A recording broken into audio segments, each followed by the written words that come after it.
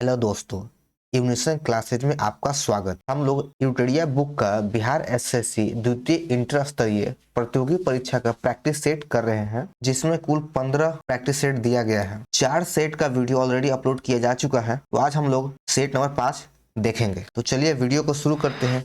इससे पहले वीडियो को लाइक, नए लोग चैनल को सब्सक्राइब करना ना भूलें और वीडियो को अंत तक देखें। तो चलिए हम लोग देखते हैं पहला नंबर क्वेश्चन। संयुक्त राष्ट्र महासभा द्वारा विश्व सतत परिवहन दिवस किस तिथि का मनाने की घोषणा की गई है? तो सतत परिवहन को लेकर लोगों को जागरूक करने के उद्देश्य से संयुक्त राष्ट्र महासभा द्वारा 26 नवंबर को प्रतिवर्ष विश्व सतत परिवहन दिवस मनाने का घोषणा किया गया है। तो इसका ऑप्शन नंबर बी सही है। अगला क्वेश्चन है कि ऑपरेशन उपलब्ध का संबंध किससे है? तो ऑपरेशन उपलब्ध का संबंध आरपीएफ से है। रेलवे टिकट कालाबाजारी करने वालों की गतिविधियों पर अंकुश लगाने के उद्देश्य से रेलवे सुरक्षा बल यानी आरपीएफ द्वारा ऑपरेशन उपलब्ध की शुरुआत किया गया है। 3 नंबर क्वेश्चन है कि 53वां दादा साहब फाल्के पुरस्कार वर्ष 2021 से किस अभिनेता या अभिनेत्री को सम्मानित किया गया है? तो 53वां दादा साहब फाल्के पुरस्कार वहीदा रहमान को दिया गया है। ऑप्शन नंबर डी सही है। और यहाँ पर देख लेंगे कि 52वां दादा साहब फाल्के पुरस्कार वर्ष 2020 में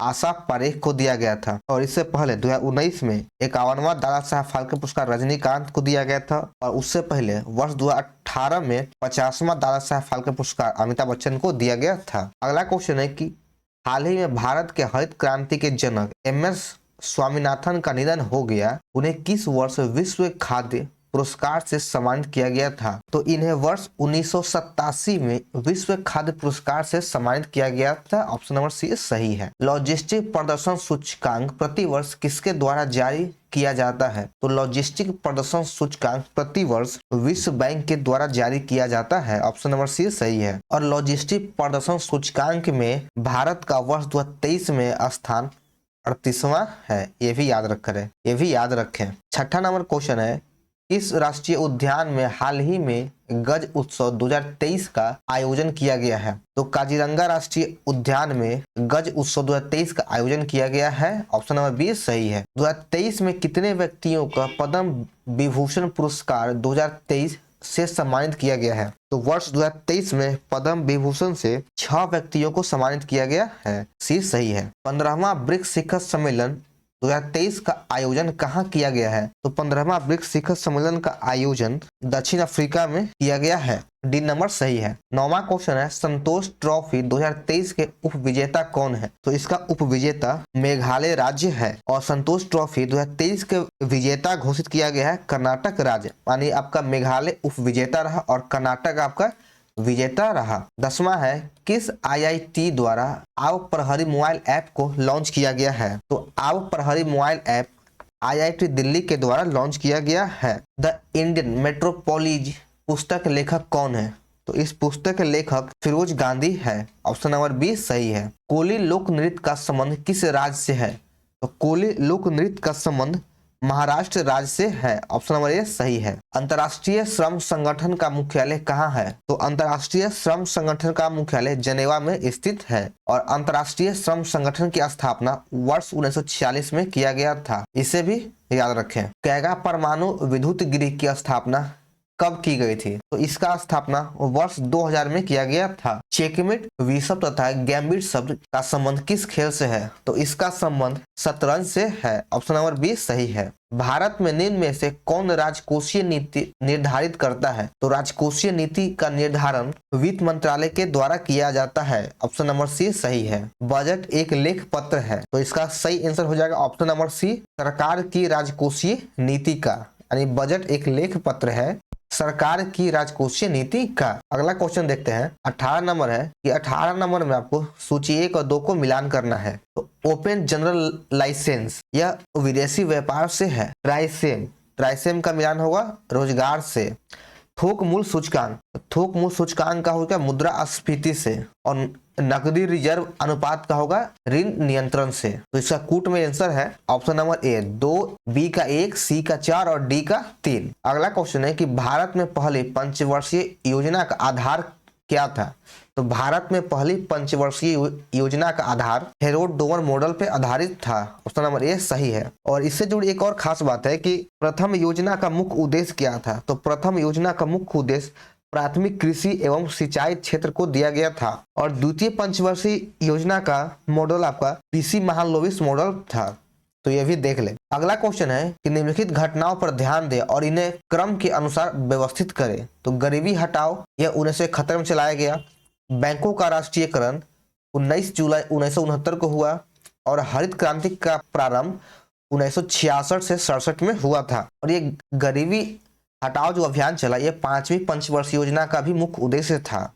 तो इसका हम लोग देख लेंगे कि कौन सा आंसर इसका सही है। तो इसका ऑप्शन नंबर 20 सही है, क्योंकि पहले आप आएगा हरित क्रांति का प्रारंभ, उसके बाद हुआ आपका बैंकों का राष्ट्रीयकरण, उसके बाद गरीबी हटाओ का नारा, यानी बढ़ते क्रम में सजाना था। अगला क्वेश्चन है निम्नलिखित में किसका पारिस्थितिकी संतुलन से संबंध नहीं है। इन चारों ऑप्शन में से औद्योगिक प्रबंधन का संबंध पारिस्थितिकी संतुलन से नहीं है। तो ऑप्शन नंबर सी सही है। 22 नंबर है अगर उनमें से एक भी योग्य नेता निकला होता तो हम सदा के लिए हार जाते। 1857 के विद्रोह के संबंध में यह कथन किस व्यक्ति द्वारा दिया गया था। तो यह कथन जॉन लॉरेंस के द्वारा कहा गया था। ऑप्शन नंबर बी सही है। भारत में न्यायिक सेवा का जनक किसे कहा जाता है। तो भारत में न्यायिक सेवा का जनक वारेन हेस्टिंग्स को कहा जाता है। ऑप्शन नंबर ए सही है। 24 नंबर क्वेश्चन है कि निम्नलिखित में से किसने पटना सिटी में पीर अली के नेतृत्व में हुए विद्रोह को दबाया था। तो पीर अली के नेतृत्व में हुए विद्रोह को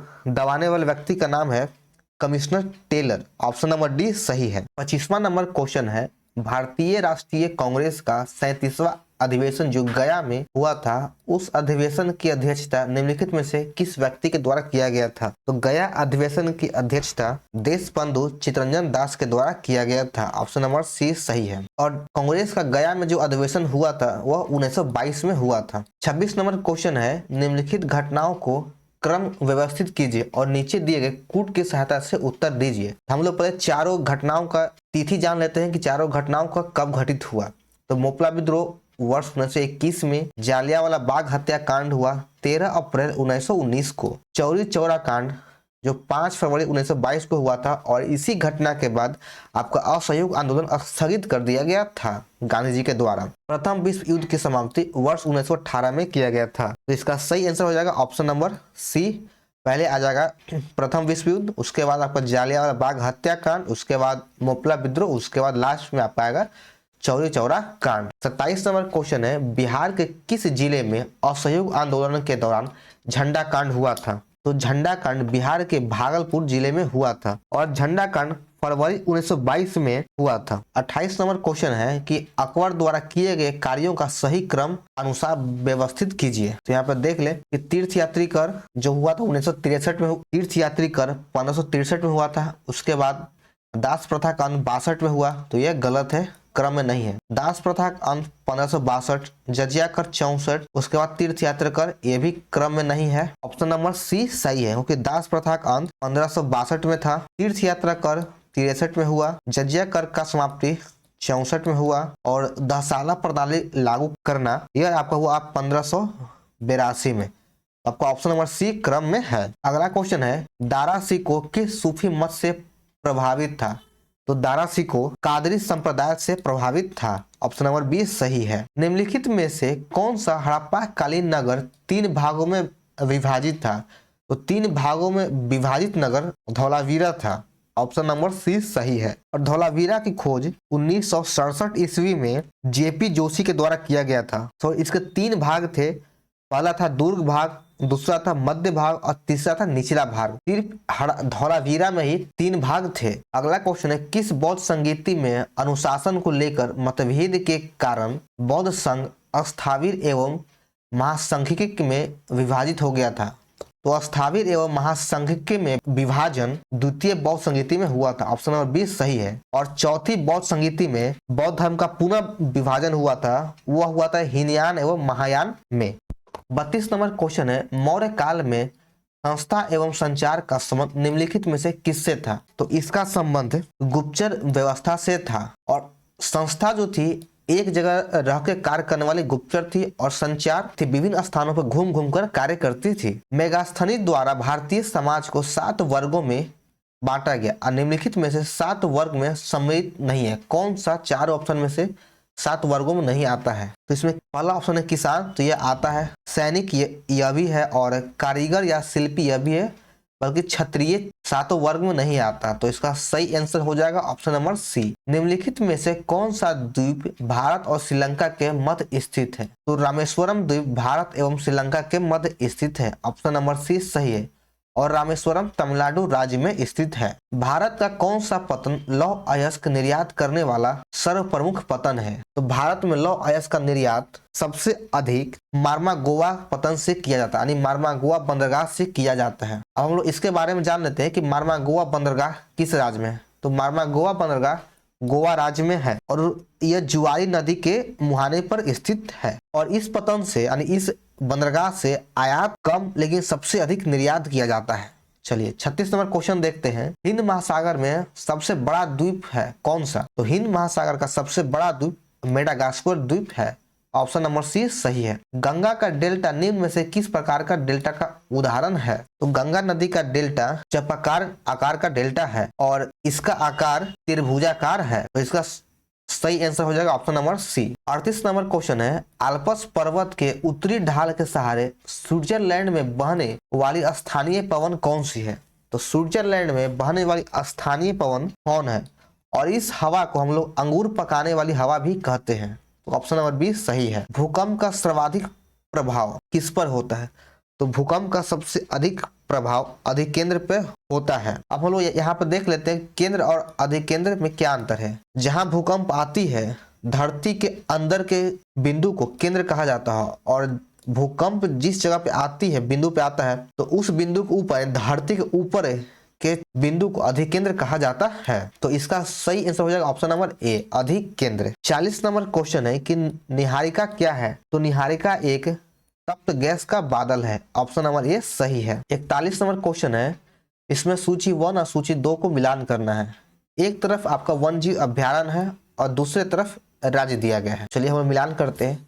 नामदफा वन्य जीव अभ्यारण्य किस राज्य में है? तो नामदफा हो गया आपका अरुणाचल प्रदेश में, 2 नंबर हो गया। पेरियार किस राज्य में है? तो पेरियार केरल में है। बांदीपुर कर्नाटक में है, और लामजाओ मणिपुर में स्थित है। तो इसका कूट आंसर हो जाएगा ऑप्शन नंबर ए, 1 का 2, बी का 4, सी का 1 और डी का 3। 42 नंबर क्वेश्चन है, निम्नलिखित में से कौन सी महत्वपूर्ण विशेषता संघीय सरकार की है? यानी संघीय सरकार की महत्वपूर्ण विशेषता चारों ऑप्शन में से कौन है? संविधान की सर्वोच्चता, 2 या 2 से अधिक स्तर वाली सरकार, स्वतंत्र न्यायपालिका या आपातकालीन प्रावधान। तो इसमें यह तीनों विशेषता निहित है, लेकिन आपातकालीन का प्रावधान यह निहित नहीं है। तो इसका सही आंसर हो जाएगा ऑप्शन नंबर सी, 1, 2, 3 इसकी प्रमुख विशेषता है, चौथा ऑप्शन नहीं है। 43 नंबर क्वेश्चन है, प्राण एवं दैहिक स्वतंत्रता के अधिकार का वर्णन संविधान के किस अनुच्छेद में है?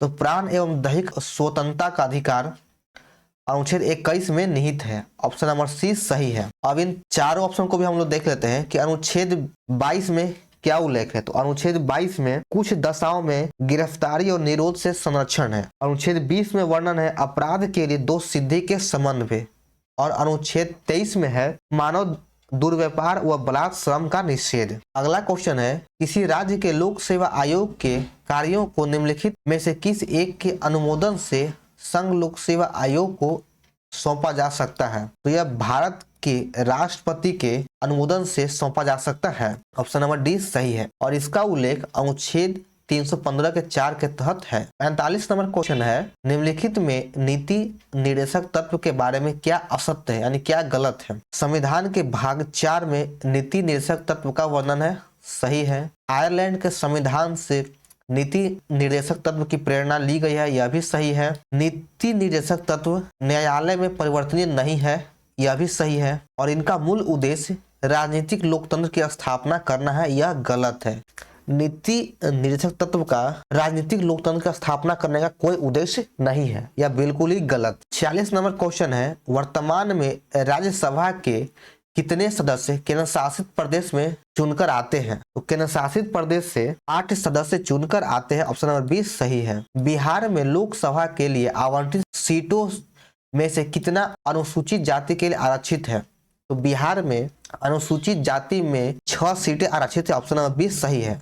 और यहाँ पे एक चीज और देख लें कि लोकसभा में अनुसूचित जाति की कुल संख्या 84 है और अनुसूचित जनजाति के लिए 47 सीटों का आरक्षण किया गया है। यह लोकसभा में है। अगला क्वेश्चन है, भारत के राष्ट्रपति पर महाभियोग चलाने के लिए कम से कम कितने दिन की पूर्व सूचना आवश्यक है? तो इसकी सूचना 64 दिन पूर्व देनी होती है। ऑप्शन नंबर डी सही है। और राष्ट्रपति पर महाभियोग का उल्लेख अनुच्छेद 61 में है। भारतीय निर्वाचन आयोग को सर्वप्रथम किस वर्ष बहुसदस्यीय निकाय बनाया गया है? तो वर्ष 1989 में निर्वाचन आयोग को बहुसदस्यीय निकाय बनाया गया है। ऑप्शन नंबर ए सही है। जनसंख्या नियंत्रण एवं परिवार नियोजन संविधान के 7वीं अनुसूची के किस सूची का विषय है? तो जनसंख्या नियंत्रण एवं परिवार नियोजन समवर्ती सूची का विषय है। ऑप्शन नंबर सी सही है। अगला क्वेश्चन है कि वाहनों में लगे रियर व्यू मिरर द्वारा उत्पन्न आवर्धन क्या होता है? तो इसका आवर्धन 1 से कम होता है। ऑप्शन नंबर ए सही है। 52 नंबर क्वेश्चन है, जब हम अपने बिजली बिल का भुगतान करते हैं तो हम किसके लिए भुगतान करते हैं? तो हम लोग उपयोग हुए ऊर्जा के लिए भुगतान करते हैं, क्योंकि बिजली का बिल किलोवाट आवर में होता है और यह ऊर्जा की इकाई है। एक परिपथ में प्रभावी प्रतिरोध को बढ़ाने के लिए प्रतिरोध को जोड़ना चाहिए किस क्रम में? तो प्रतिरोध को श्रृंखला क्रम में या श्रेणी क्रम में जोड़ना चाहिए। केवल ऑप्शन नंबर ए सही है। 54 नंबर क्वेश्चन है, एक लड़की झूले पर बैठे स्थिति में झूला झूल रही है, उस लड़की के खड़े हो जाने पर दोलन का आवर्तकाल कितना होगा?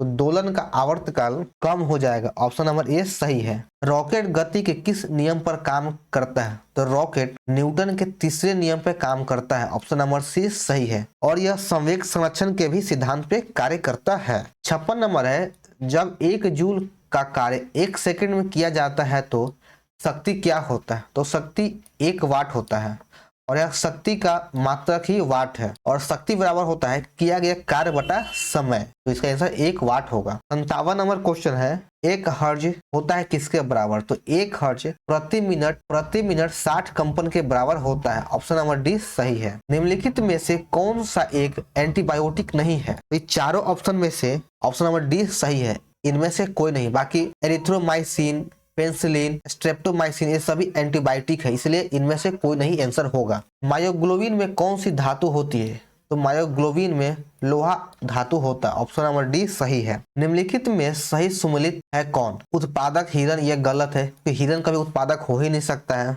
उत्पादक हमारा पेड़ पौधे या शैवाल होते हैं। प्राथमिक उपभोक्ता तेंदुआ, यह भी गलत है। तेंदुआ प्राथमिक उपभोक्ता नहीं है। प्राथमिक उपभोक्ता बकरी या हिरन होता है। गौण उपभोक्ता कौन है? तो घास, यह भी गलत है। और अपघातक बैक्टीरिया, यह सही है। ऑप्शन नंबर डी सही है।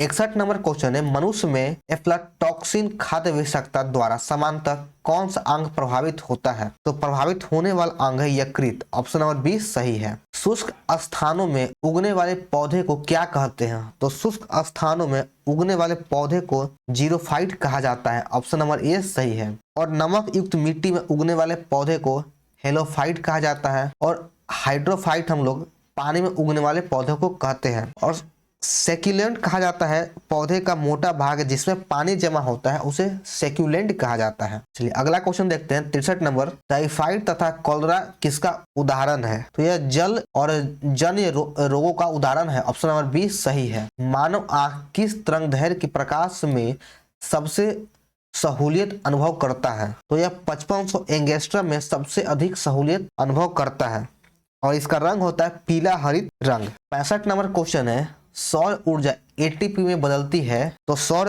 ऊर्जा को एटीपी में क्लोरोप्लास्ट में बदलती है। ऑप्शन नंबर ए सही है। 66 नंबर है, निम्नलिखित में से किस हार्मोन में आयोडीन मिली होती है? तो आयोडीन थायरोक्सिन हार्मोन में मिला होता है। ऑप्शन नंबर ए सही है। और टेस्टोस्टेरोन हार्मोन का स्राव वृषण से होता है और इंसुलिन पैंक्रियाज से स्रावित होता है। 67 नंबर क्वेश्चन है, पौधों में पानी पहुंचाया जाता है किसके माध्यम से? तो पौधों में पानी का परिवहन जाइलम के द्वारा किया जाता है। ऑप्शन नंबर ए सही है। निम्न में सबसे मीठी चीनी कौन सी है? तो सबसे मीठी चीनी फ्रक्टोज है, जो सुक्रोज के दोगुना होता है। तो ऑप्शन नंबर ए सही है। 69 नंबर क्वेश्चन है कि सूची ए को 2 से सम्मिलित कीजिए। शून्य द्रव्यमान है न्यूट्रॉन, आंशिक आवेश है क्वार्क और आंशिक प्रकरण हो जाएगा पॉजिट्रॉन और पूर्णांक प्रचक्रण हो जाएगा फोनॉन। इसका ऑप्शन नंबर ए सही है। 70 नंबर क्वेश्चन है, निर्वात में ध्वनि की गति कितनी होती है? तो निर्वात में ध्वनि की गति 0 होती है। ऑप्शन नंबर डी सही है, इनमें से कोई नहीं। 71 नंबर क्वेश्चन है, निम्नलिखित में से कौन सा मूल तत्व है? तो मूल तत्व आपका हो जाएगा हीरा, जो कार्बन का शुद्धतम रूप है, बाकी सभी आपका मिश्रण है। 72 नंबर क्वेश्चन है, निम्नलिखित में से कौन सा विस्फोटक नहीं है? तो ये चारों ऑप्शन में से नाइट्रोक्लोरोफॉर्म एक विस्फोटक नहीं है, बल्कि यह कीटनाशक दवा है। अगला क्वेश्चन है, फायर अलार्म में निम्नलिखित में से किसका उपयोग किया जाता है? तो फायर अलार्म में फोटो सेल का उपयोग किया जाता है। ऑप्शन नंबर सी सही है। पुलिस द्वारा नशे में गाड़ी चलाने वाले की सांस की जांच के लिए फिल्टर पेपर पर क्या होता है? तो फिल्टर पेपर पर पोटेशियम डाइक्रोमेट सल्फ्यूरिक अम्ल का प्रयोग होता है। ऑप्शन नंबर ये सही है। अब बादल और वायुमंडल का तैरना किस कारण होता है? तो यह श्यानता के कारण होता है। ऑप्शन नंबर डी सही है। तो चलिए यहाँ पे हमारा जीके और जीएस के प्रश्न खत्म होते हैं। तो आप लोगों का सेट कैसा लगा कमेंट करें, वीडियो को लाइक करो, चैनल को सब्सक्राइब करना ना भूलें। और अगर आपको इस सेट का पीडीएफ चाहिए तो पीडीएफ आपको हमारे टेलीग्राम चैनल पे मिल सकता है, जिसका लिंक डिस्क्रिप्शन बॉक्स में दिया है, वहां से आप जाके ज्वाइन कर सकते हैं। और बिहार एसएससी का प्रीवियस ईयर क्वेश्चन का प्लेलिस्ट भी आपको डिस्क्रिप्शन बॉक्स में दिया है, उसे भी जाके आप देख सकते हैं। और बिहार एसएससी का और किस तरह क्वेश्चन चाहिए वो भी आप कमेंट करें। तो चलिए मिलते हैं हम लोग फिर अगले वीडियो में।